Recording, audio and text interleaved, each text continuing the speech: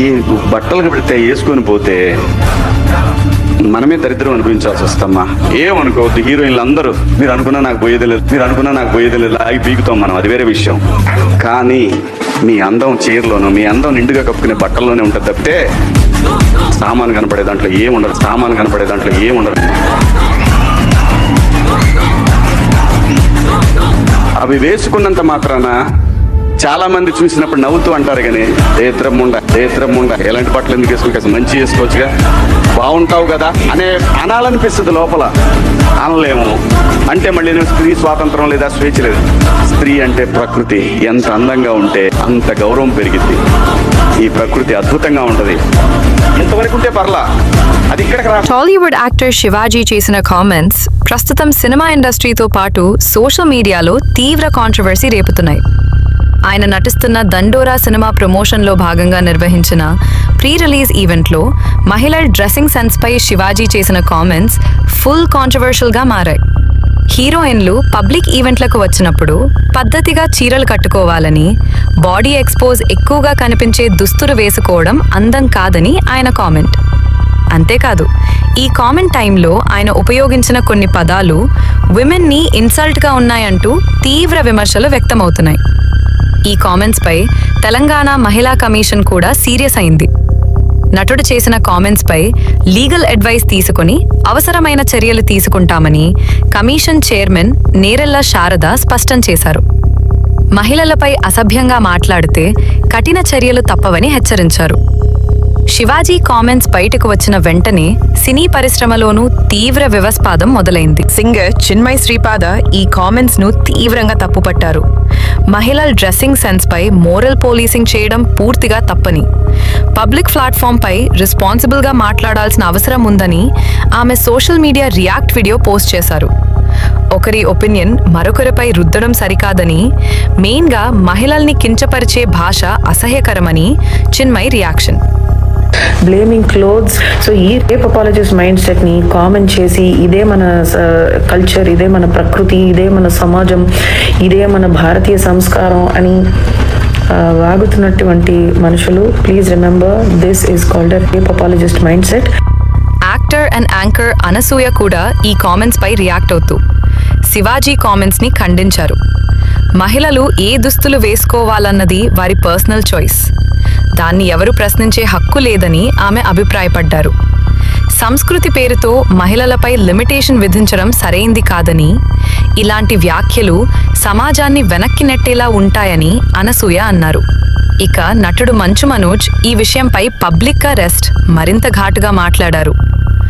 మహిళల గౌరవం, స్వేచ్ఛ రాజ్యాంగం ఇచ్చిన హక్కులని, వాటిపై ఎలాంటి రాజీ ఉండదని ఆయన స్పష్టం చేశారు.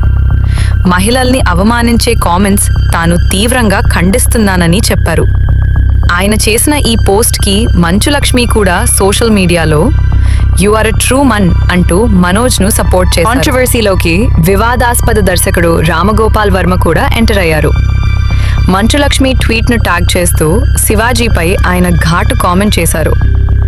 ఆర్జీవి స్పష్టం చేశారు, ఈ ట్వీట్ ప్రస్తుతం వైరల్గా మారింది. మహిళలపై మోరల్ పోలీసింగ్ చేయడం అసహ్యకరమని, సమాజంలోని ఇతర మహిళలపై అభిప్రాయాలు వృద్ధే హక్కు ఎవరికీ లేదని ఆర్జీవి స్పష్టం చేశారు.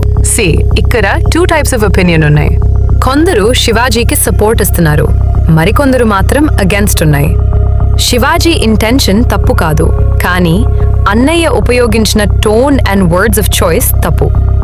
ఇన్ అ వే చూస్తే ఆయన ఉన్న సినిమా రంగంలోనే చాలా మంది దర్శకులు హీరోయిన్లను గ్లామర్గా చూపిస్తున్నారు.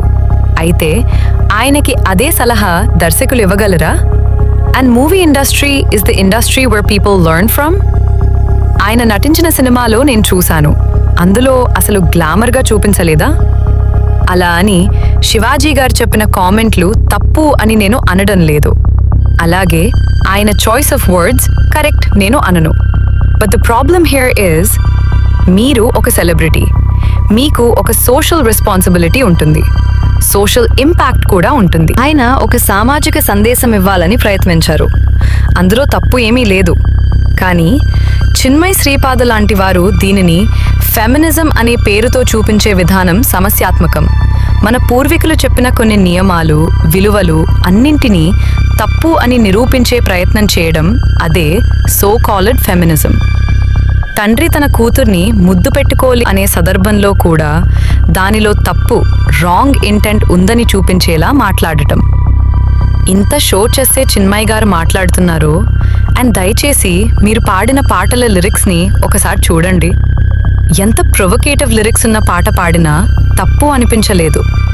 అక్కడ మీ ఫెమినిజం పనిచేయలేదు. మీకు డబ్బు వచ్చిందంటే ఎంత పాటైనా పాడటానికి అభ్యంతరం లేదు. అదే selective and double standard feminism. ఇలాంటి వాళ్ళు ఫెమినిజం పేరుతో సొసైటీలో నెగటివ్ ఇంపాక్ట్ క్రియేట్ చేస్తారు.